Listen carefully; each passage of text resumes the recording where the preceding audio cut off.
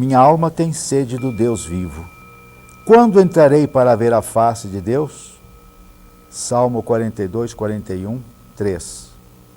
On sairam, on Cristo. E chegamos ao nosso programa 484. Estamos no dia 20 de junho de 2001. Dizem que é a noite mais fria do ano. E hoje é o dia do revendedor. Revendedor é aquele que trabalha para colocar um determinado produto no mercado. Se nós nos fizéssemos revendedores, mas sem venda, mas com convicção, que vender não é apenas escambo, troca de moeda por um bem, mas é vender uma ideia também, é dar ao outro a oportunidade de conhecer um novo ângulo da vida. Se nós tivermos revendedores, no sentido lato e bom da palavra, do sentido crístico da existência de cada um, que cada um deveria levar, o mundo melhoraria, porque o mundo melhor começa quando eu me modifico, quando eu me transformo. É importante que nós compreendamos isto e que nos reconciliemos com o nosso inimigo antes de fazermos a nossa oferenda, trazermos a nossa oferenda ao altar. Ontem falamos sobre isto, sobre esta passagem do Evangelho que Jesus nos pede, que nos reconciliemos com o outro antes de levarmos a nossa oferenda ao altar, porque Deus quer isto, a confraternização, uma troca de amor, uma unificação neste amor divino. E todos os grandes instrutores da humanidade nos deram esta mensagem. Mas voltemos à leitura de Swami Prabhavananda em O Sermão da Montanha segundo Vedanta. Ouçamos o que ele nos tem a dizer a seguir, ainda analisando esta frase de Jesus sobre a necessidade de nos reconciliarmos com o nosso inimigo. Ouçamos o que Swami Prabhavananda nos diz. O desejo de discutir e de brigar é um sinal do ego. Se desejamos encontrar Deus, precisaremos eliminar o ego e humilhar-nos, não diante de nosso adversário, mas diante de Deus que está dentro dele. Não te submetas jamais a um adversário poderoso por temeres a consequência de desagradá-lo. Isso seria covardia. Faze distinção, porém, entre princípios e opiniões. Diz um ditado hindu: dizes sim, sim, para todos, mas conserva firme a tua posição. Diz Swami Prabhavananda ainda: não te comprometas com ideais e princípios, mas, em se tratando de opiniões, aprecia pontos de vista diferentes dos teus e aceita-os quanto valerem a pena. Swami Turiyananda dizia: teimosia não é força. A teimosia apenas mascara a própria fraqueza.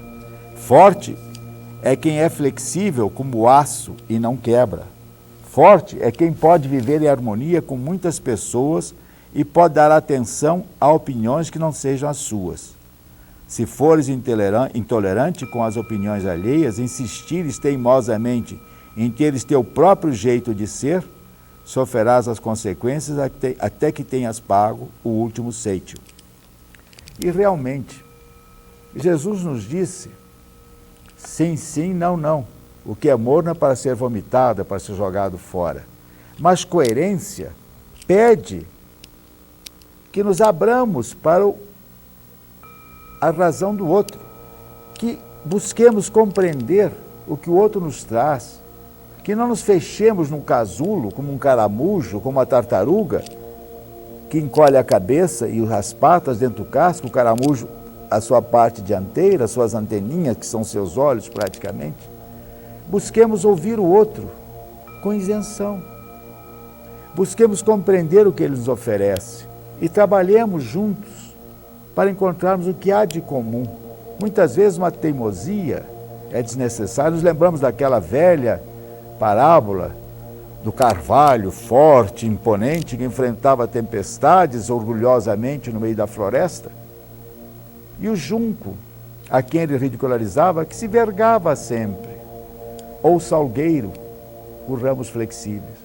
Um dia veio uma nevasca daquelas terríveis, uma ventania poderosa, E o carvalho altaneiro, orgulhoso, com todas as suas bolotas, foi ao chão. E o junco e o salgueiro simplesmente vergaram-se ao peso da neve e do vento, e passado o vento, levantaram-se novamente e a neve ficou no chão. Isto é sabedoria. Não é transigir, não. Não é nos humilharmos porque o outro é mais forte, mas é nos humilharmos diante do Deus que está no coração do outro, nos falando, muitas vezes, nos apontando uma falha. Nós, em nossas orações, dizemos que o nosso inimigo não é inimigo, é o nosso grande instrutor, porque ele nos mostra as falhas sobre as quais deveremos trabalhar. É um espinho, sim, no calcanhar, mas é um espinho que ajuda a remover outro, ajuda a trabalhar com o ego. É importante que compreendamos que a flexibilidade pede uma compreensão da vida.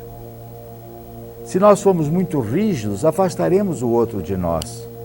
Mas se nós somos compreensivos, não por medo da força, do poder da razão do outro, mas se nós agirmos como o Marechal Rondon, à época Coronel Rondon, matar nunca, morrer se preciso for, se nós soubermos ser flexíveis no diálogo, nós alcançaremos aquela flexibilidade do aço de Toledo, daquelas lâminas extraordinárias que eram capazes de cortar um fio, como as espadas dos sarracenos, um fio de cabelo mais sharp, de gaze, mas era um aço flexível, ele não se quebrava.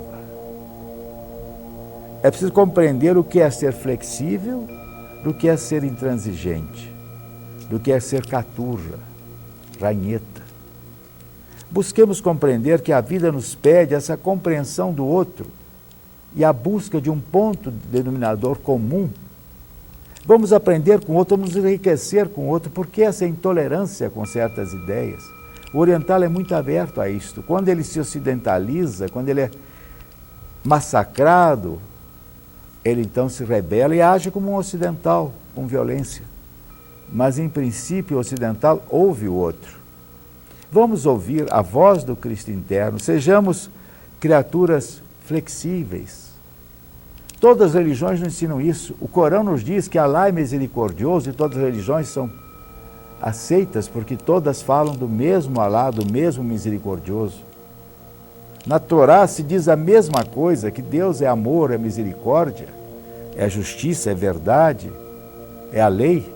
Jesus nos disse que Deus era o amor e nos disse que devíamos amar o semelhante como Ele nos amou, mostrando essa unidade, apesar de todas as diferenças. Mas a inflexibilidade nos leva a crucificar muitas vezes criaturas que nos trazem ajuda, que nos oferecem uma palavra de conforto, porque nós cegos não percebemos. É a história dos 3 macaquinhos, ao contrário.